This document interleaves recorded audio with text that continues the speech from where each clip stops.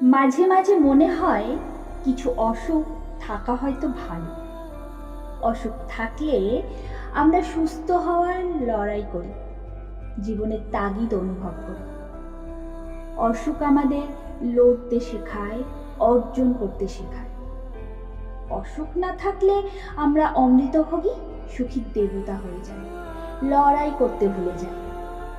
তখন উপাচার বা দানের প্রত্যাশা করি, শুধু পেতে ভালোবাসি, অর্জন করতে নয়।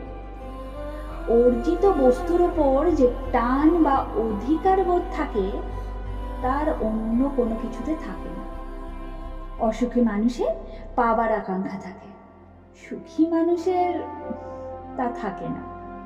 আর আকাঙ্ক্ষা বিনা সত্যি বলতে মানুষ সুন্দর সৃষ্টিও করতে পারে না। জীবন উদ্দেশ্যবিহীন হয়ে যায়। তাই কিছু অসুখ হয়তো সুখের চেয়েও ভালো, আর মানুষ হয়তো সুখের চেয়ে অসুখে বেশি সুখী হয়।